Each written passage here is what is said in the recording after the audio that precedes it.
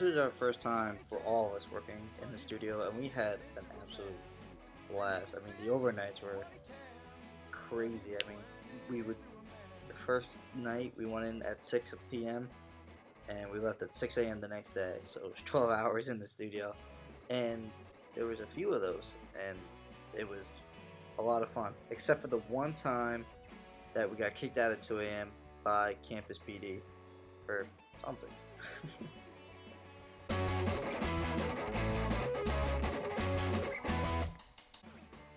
The interesting part about working with Banderson was that they were very focused on having their performance be very live and very genuine and very reflective of their live performances. So when I was producing their album, I thought it was very important to capture not only their live sound, but also in between songs they had comedy sets, and I made sure that there were skits in between because I had to capture that kind of feeling.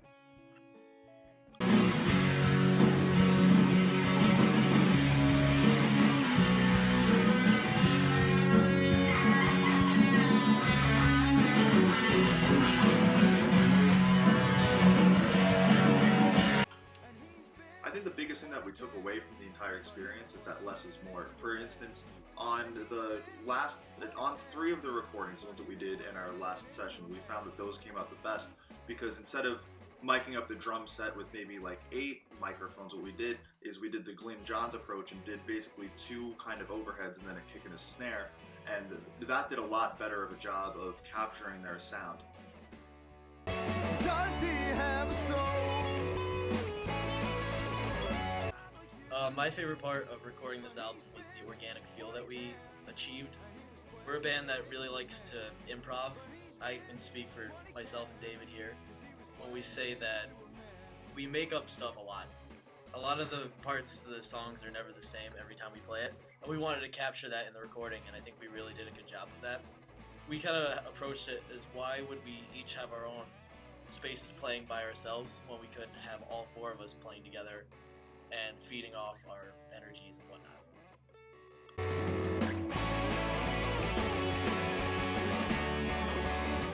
I found recording to be a huge wake-up call for me at the very least, and it was certainly a balance game because you're hearing yourself very clearly when you're playing amongst your band for the first time.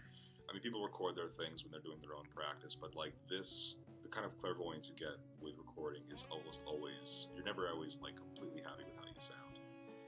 So it's that balance of saying, okay, I have to remedy these mistakes now, otherwise, like, the album's going to sound maybe not as excellent as I want it to.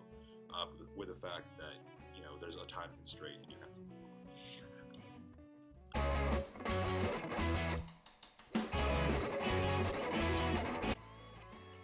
Working with Adam was a pretty cool experience because Adam, he shares sort of the same sense of humor that we all have.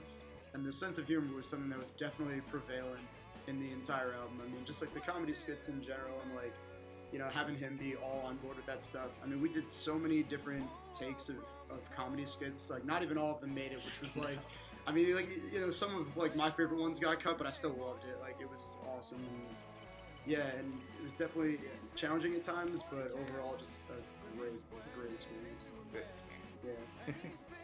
Alrighty, we want to thank Adam Dakin and all the photographers for making us look super awesome, and we want to thank all our beautiful Bandersons out there. I hope you enjoyed an inside look into a very Banderson album. Yep. Thank you very much, and hope you guys go listen to the album, buy it, because there's some pretty sweet special features coming at the end if you do. You can find it on Bandcamp, and you run into us, and hopefully we'll have a CD. Yeah, maybe. Maybe. Thank you. Good night.